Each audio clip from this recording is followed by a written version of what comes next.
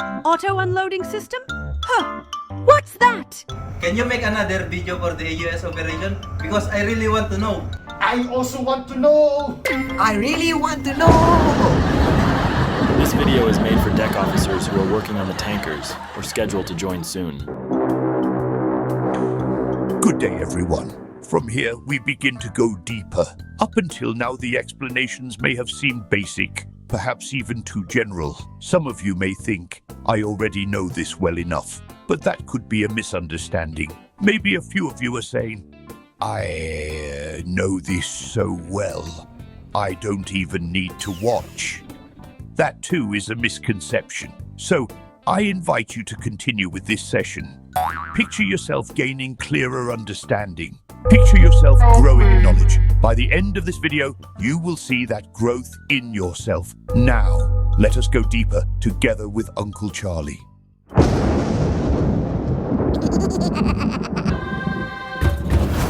Section 2. Principle of function. Number 1. Sucking of liquid and extraction of gas by vacuum pump.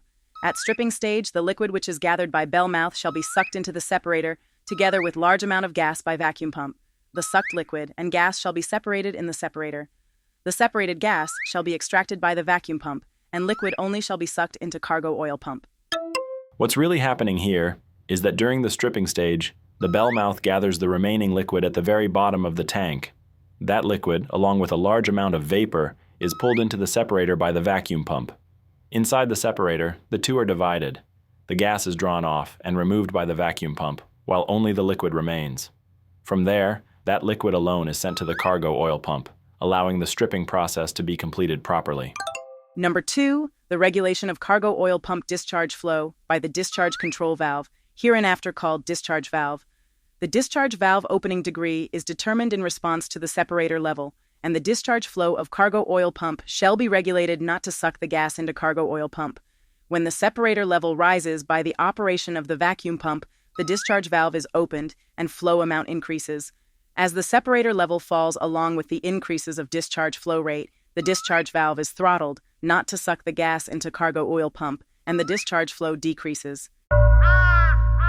Help me. So here's what's going on. The discharge flow of the cargo oil pump is controlled by the discharge valve. This valve automatically adjusts how much it opens, based on the liquid level inside the separator. The whole point is to make sure no gas gets sucked into the cargo oil pump. When the vacuum pump is running and the liquid level in the separator goes up, the discharge valve opens wider and the flow increases. But as the flow increases and the level starts to go down, the valve slowly closes back.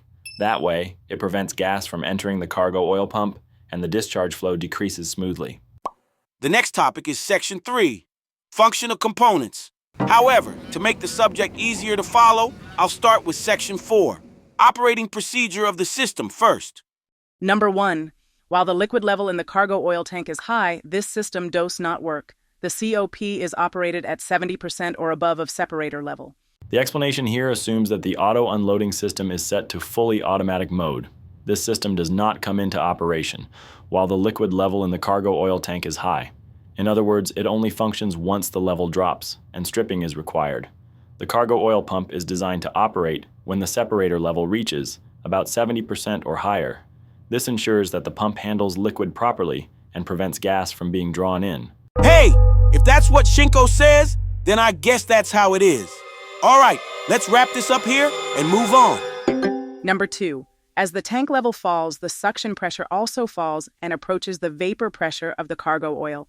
In this case, part of the cargo oil will turn to vapor and accumulates in the top of the separator, and as a result, the separator level begins to fall. So what does this mean? Well, as the tank level goes down, the suction pressure also drops, getting closer and closer to the vapor pressure of the cargo oil. When that happens, part of the cargo oil starts to vaporize, and the vapor gathers at the top of the separator, right here at point A1. Because of that, the liquid level inside the separator begins to fall. Number 3. When the separator level falls down to 50%, the vacuum pumps start automatically, and at the same time, gas extraction valve open starts automatically. So, to explain what's really happening, once the separator level goes down to about 50%, the vacuum pump kicks in automatically. And right then, the gas extraction valve opens as well. Number 4. When the gas extracted by vacuum pump, the separator level rises, and when it is recovered above 70%, the gas extraction valve closes, and 10 seconds later, the vacuum pump stops automatically. Here's what happens next. As the gas is extracted by the vacuum pump, the liquid level inside the separator starts to rise again. Once the level recovers and goes above 70%, the gas extraction valve automatically closes. Then, about 10 seconds later, the vacuum pump stops by itself. All right, let me go over that one more time. As the gas is extracted by the vacuum pump, the liquid level inside the separator starts to rise again. Once the level recovers and goes above 70%, the gas extraction valve automatically closes. Then about 10 seconds later, the vacuum pump stops by itself. Number 5. Every time the vapor of cargo oil accumulates in the separator top, the above-mentioned conditions, 3 and 4, are repeated. Every time the vapor from the cargo oil builds up at the top of the separator, the same sequence of actions takes place again, just like the process we explained earlier. It'll make a lot more sense once you check out the reference video I've attached.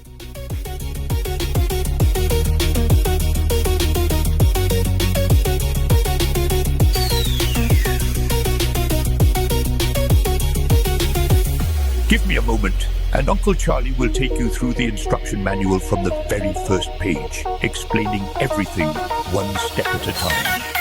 Instruction manual, page by page. Charlie, break it down, bring it to the stage. Not a boring lecture, nah, not my style. I'll make it stick, make you laugh a while.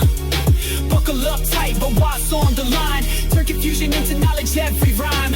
If you want the sequel, better show some love. Like and subscribe, let's rise above. Take a life is hard, but we make it a show. Uncle Charlie teaching, now you already know. Ha ha ha, don't sleep, don't delay. Hit that button on no part 2, okay.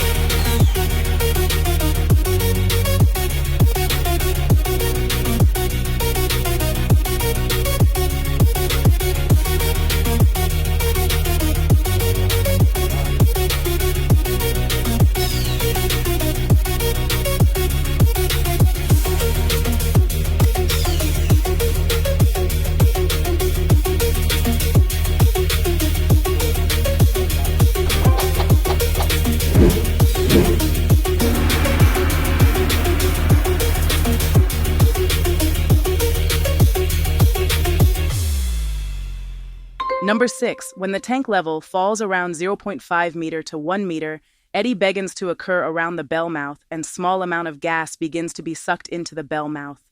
According to the Shinko manual, when the liquid level in the tank drops to around 0.5 to 1 meter, eddy begins to form around the bell mouth, and a small amount of gas starts to be drawn in together with the liquid.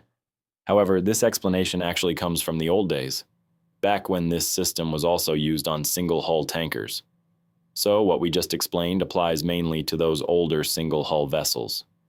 Nowadays, all tankers are double-hull type, and since they have bilge wells, the situation described in the manual doesn't exactly match current conditions.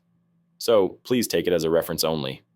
The current Shinko manual still contains the same explanation that was written when it was first released. Nothing has really changed since then. Number 7. The gas sucked in is separated from the cargo oil in the separator and accumulates in its top, lowering the separator level. Hereupon, the action described in 3 and 4 above is repeated.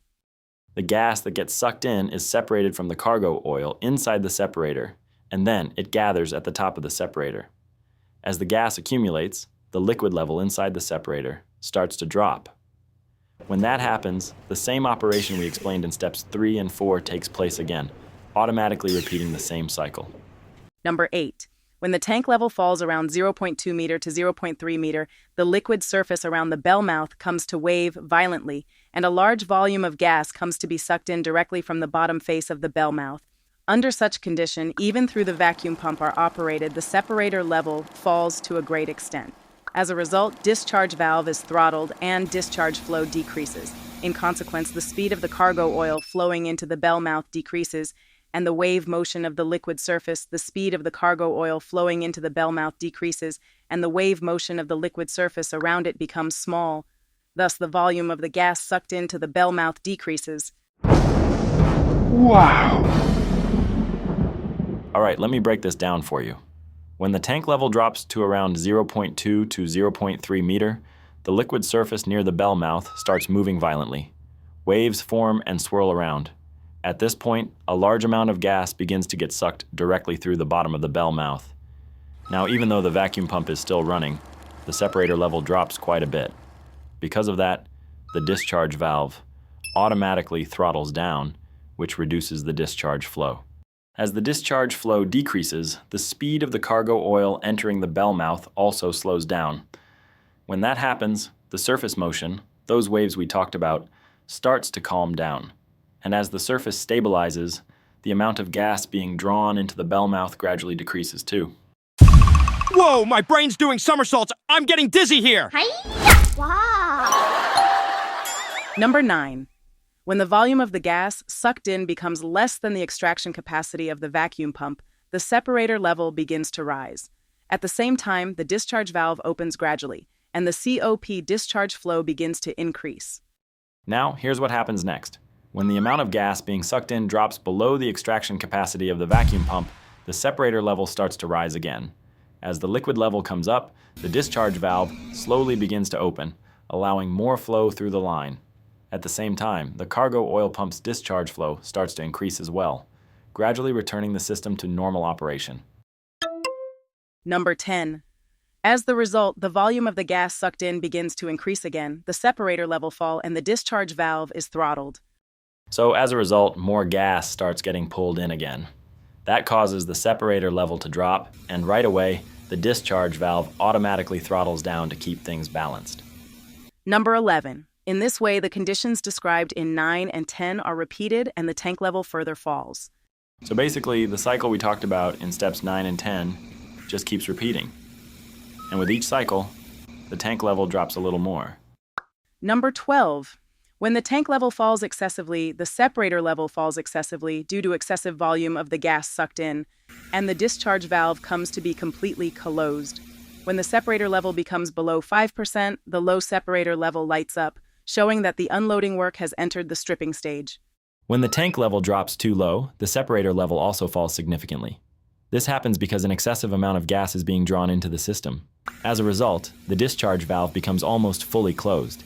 And when the separator level drops below 5%, the low separator level indicator light turns on, showing that the unloading process has now entered the stripping stage. Number 13. Since the remaining cargo at the stripping stage is small, the liquid gathered around the bell mouth is sucked by the vacuum force of vacuum pump, together with great amount of gas to separator. Since there's only a small amount of cargo left during the stripping stage, the liquid collected around the bell mouth gets sucked up by the vacuum force from the pump, and together with it, a lot of gas also gets pulled into the separator.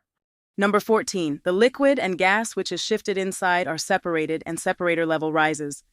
Inside the separator, the liquid and gas get separated. Once the gas is taken out and the liquid stays behind, the level inside the separator goes up again. Number 15. When the separator level rises, the discharge valve slightly opens and cargo liquid inside the separator is sucked and discharged by the cargo oil pump. When the separator level goes up, the discharge valve cracks open just a bit. That allows the cargo oil pump to start pulling the liquid from the separator and discharge it through the line.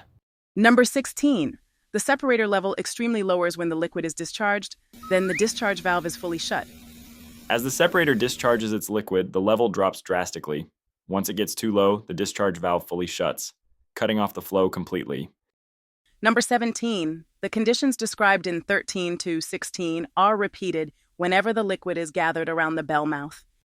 The process described in steps 13 through 16 keeps repeating every time liquid gathers around the bell mouth. In other words, as soon as more liquid collects there, the same sequence of actions starts all over again, just like the cycle we've seen before. Automatic unloading, the name is long. Working on a tanker, gotta stay strong. Help me, that's my cry. Too much to learn, I don't know why. Wish an angel came to show me the way. This goes like this, that goes that way. But here comes Charlie with the comic vibe. Teaching with the laugh, keeping knowledge alive. Hit that line, smash. Number 18. As the stripping of cargo tank advances, the condition of the discharge valve remains completely closed for certain time happens occasionally. As the stripping process goes on, you may notice that the discharge valve sometimes stays fully closed for a short period of time. That's perfectly normal and happens occasionally during the stripping operation. Excuse me, sir. Just a moment. I've got a question. I heard from a chief officer once that the discharge control valve of the auto unloading system never fully closes, that it always stays about 10% open position. Is that really true? Who told you that? Oh, come on.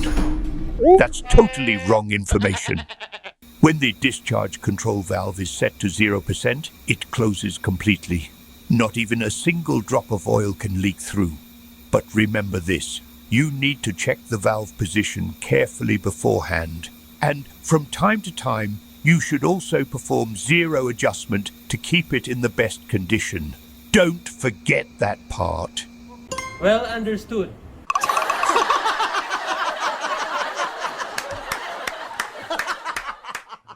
Oh my gosh! What is this? What is this? What is this? Number 19. The continuation of this condition for a long time means that there is no residual liquid to be unloaded. When the low separator level is on for a certain time, it's 3 minutes. The finish of stripping flickers, and the buzzer sounds, thus showing the finish of unloading work. At the same time, the vacuum pump stops automatically and gas extraction valve closes automatically. When the stop or run selectors is set at COP stop, the COP stops automatically. When at COP run, the COP is continuously operated in case the residual liquid seems to be much. It is possible to continue stripping work by following procedure. Step A, change the discharge valve to manual and slightly open it. Step B, set the on-off selector to off. Step C, push the rest button and release the interlock of the vacuum pump and the gas extraction valve. When it can be judged finally that there is no use of operating the COP continuously, stop the COP manually. When this condition continues for a long time, it means there's no more liquid left to unload. If the low separator level light stays on for 3 minutes, the finish of stripping indicator will start blinking, and a buzzer will sound, showing that the unloading operation is now complete. At the same time, the vacuum pump stops automatically, and the gas extraction valve also closes automatically. If the stop run selector is set to COP stop, the cargo oil pump will stop automatically as well. However, if the selector is set to COP run, the pump will continue running. In case you still have some remaining liquid, you can keep stripping by following this procedure. Step A, switch the discharge valve to manual mode and open it slightly. Step B, turn the on-off selector to off. Step C, press the reset button to release the interlock between the vacuum pump and the gas extraction valve. Finally, once you've confirmed that there's no more liquid to strip, stop the cargo oil pump manually. Keep in mind that everything we've talked about works only if all AUS equipment has been properly zero adjusted. All right then, we'll wrap up the rather boring and dry Section 2 and Section 4 here. In the next video, I'll continue with Section 3, Function of Components, and Section 5, Operating Method for Manual Control Equipment on the Cargo Control Console, and upload those as the next part of this series. If you found this helpful, please like and subscribe. Thank you.